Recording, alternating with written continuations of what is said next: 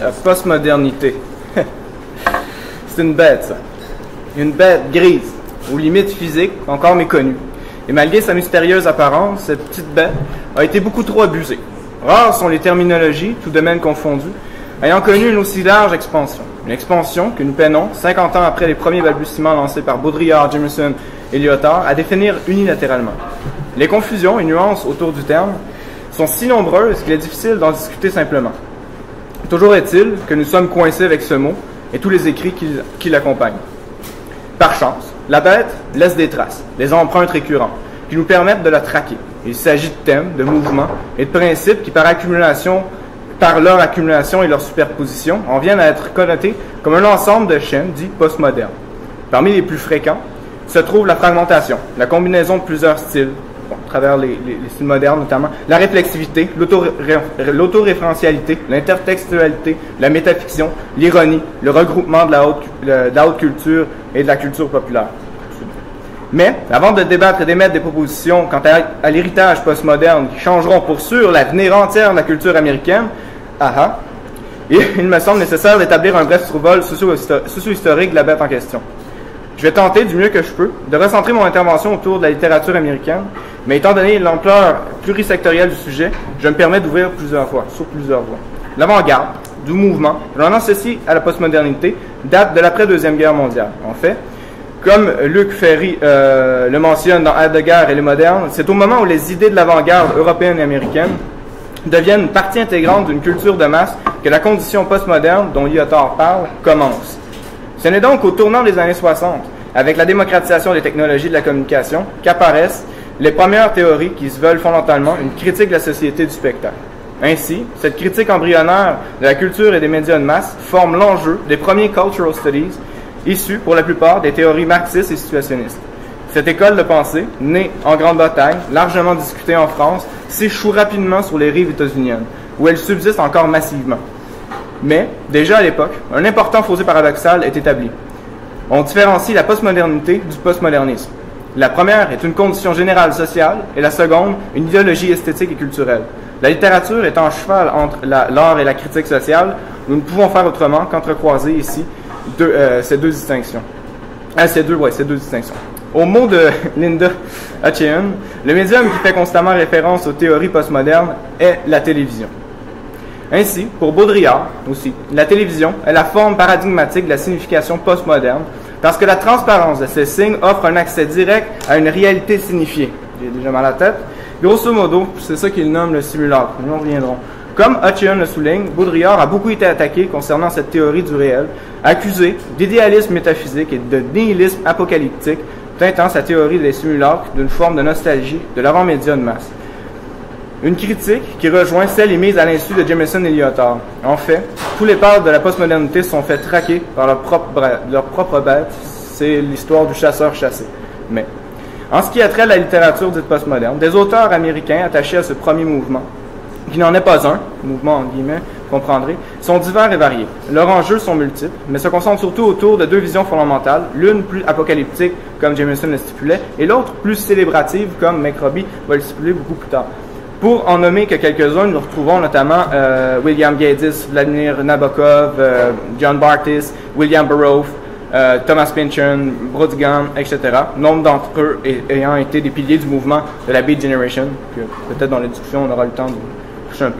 Cette brochette laisse place à une deuxième vague, entre les années 70 et 90, qui explorera davantage l'impact des médias sur la société, la complexité narrative et bien d'autres enjeux préalablement mentionnés. Aussi, cette nouvelle génération entretient une importante méta-discussion avec les auteurs et théoriciens qui les précèdent, ainsi qu'avec la culture populaire de plus en plus obsédée par le divertissement. Ronald Reagan et Ronald McDonald International Corporation arrivent à travers tout cela, et c'est l'apocalypse médiatique. La guerre froide devient un bruit de fond, un white noise, et la télévision prend de plus en plus de place au sein de la famille, de moins en moins nucléaire. Et ce sont donc des auteurs comme John Irving, Paul Auster, Don DeLillo et Bret Easton Ellis, etc., qui questionnent, montrent et mettent en fiction les nœuds psychosociologiques du rêve américain, alors largement défini par le consumérisme. Vraiment. Enfin, arrive le cœur de ce débat, ce que certains nomment le post-postmodernisme ou les post-postmodernes ou encore la métafiction, etc., dont les enjeux esthétiques et thématiques graviteraient autour d'une intertextualité encore plus complexe de référence à la science pure et une ironie pour le moins qu'on peut se dire radicale. Vous l'avez deviné, la bête s'est perdue avec les chasseurs. Des écrivains comme David Foster Wallace, William Wellman ou Jonathan Franzen seraient l'incarnation d'une néo-post-modernité. Et j'attends impatiemment le prochain écrivain américain qui méta-théorisera ces écrivains-là. Peut-être que ça sera un ou trois, je le souhaite pas. Mais pour l'instant, nous pouvons, surtout moi, hein, qui sont vraiment... Mais nous pouvons remarquer que la bête s'est frappée violemment contre un arbre. Car ces mêmes écrivains, qui nous sont contemporains, questionnent de plus en plus la validité de la notion de postmodernité, du moins en tant que mouvement littéraire. Ainsi, comme Foster Wallace l'exprime dans E Omnibus Pluram, on en a déjà parlé, mais ce que le petit écran a fait de mieux ces 5 dernières années, milieu des années 90, brassait plus d'autoréférentialité ironique que n'aurait pu en rêver aucune des formes précédentes d'art postmoderne. Voilà un des constats majeurs de Foster Wallace, à savoir que l'ironie est partie intégrante du monde cathodique américain. L'ironie au sens rhétorique du terme, c'est-à-dire une figure qui cherche à présenter comme vraie une proposition manifestement fausse afin de faire ressortir son absurdité. Je cite, « La fiction et l'image résultent, au fond, d'une évolution supplémentaire des rapports entre la littérature et la culture populaire qui se sont épanouis dans les 60s, chez les postmodernistes. Si les pères de l'Église postmoderne trouvaient dans l'imagier pop une source valide de référents et de symboles, et si dans les années 70 et au début des années 80, ce recours aux constituants de la culture de masse est passé d'usage en mention, certains auteurs d'avant-garde ayant alors commencé à traiter la pop et la télévision comme des sujets fertiles, la nouvelle fiction de l'image utilise les mythes pop éphémères reçus et partage comme un monde dans lequel bâtir les fictions sur les personnages réels, bien que médiatisés par la culture populaire. Nous reviendrons. La culture du divertissement est pour Foster Wallace, lecteur critique et analyste des œuvres de Baudrillard, Jameson et Lyotard, l'essence même de la postmodernité. Un constat qui rejoint celui de Linda Ockham et de Jonathan Franzen en quelque sorte. Autrement dit, des œuvres telles que celles de Thomas Pynchon ou Don DeLillo sont certes postmodernes en ce qu'ils reflètent narrativement et stylistiquement les enjeux sociaux de cette culture fragmentaire, réflexive, post-industrielle et de divertissement, mais ils sont d'abord et avant tout une vraie littérature. Par un hasard qui s'explique, c'est aussi ce que Frederick Jameson annonçait dans The Postmodernism of the Cultural Logic of Late Capitalism.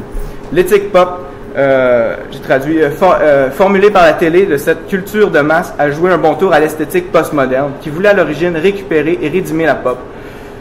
La télévision a complètement renversé la vieille dynamique de la référence et de la rédemption. Désormais, c'est la télévision qui prend les éléments du postmoderne, l'involution, l'absurde, la lassitude sardonique, l'iconoclasme et la rébellion pour se plier à des fins spectatorielles et consommatrices.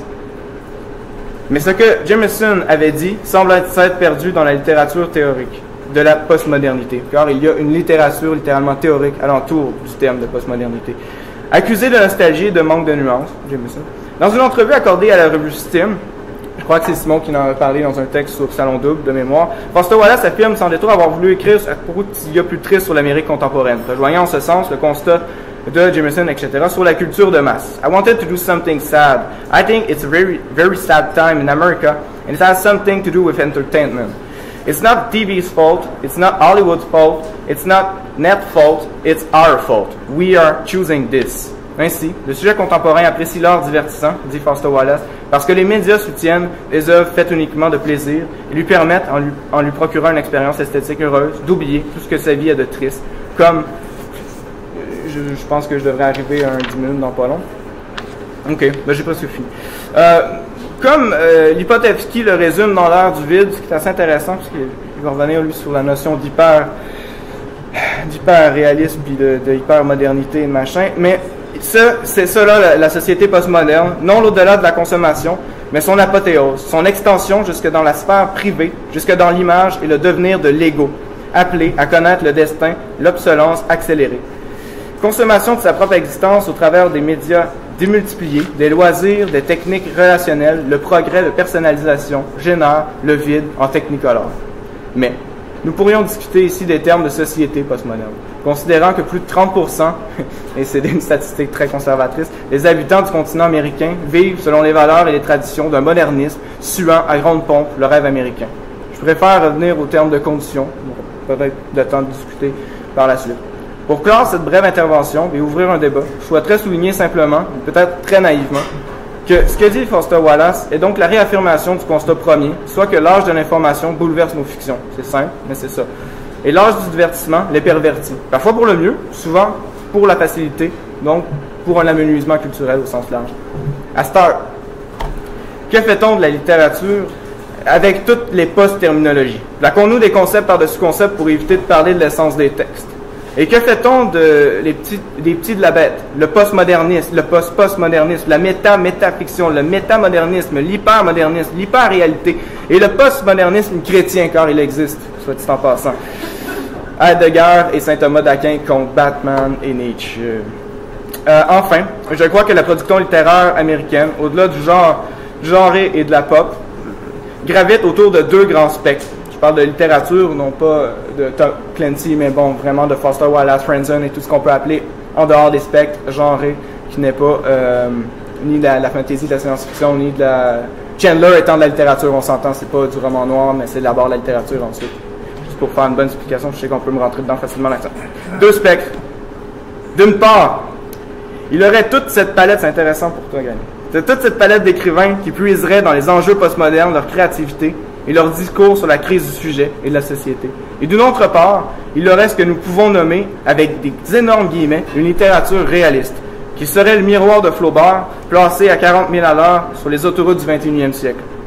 Je crois aussi, et je suis bien croyant aujourd'hui, mais que ce que beaucoup prennent pour une littérature postmoderne s'avère être au fond le mélange de ces deux pendants. Prenons l'exemple de Foster Wallace, ou encore même de Don DeLillo, qui utilise effectivement l'artillerie esthétique postmoderne, mais afin de représenter, montrer, discuter des émotions, des valeurs, des communautés, des tabous et des angoisses qui sont intrinsèques à l'humain, plus qu'à une quelconque théorie. Voilà. Ça ressemble à ça.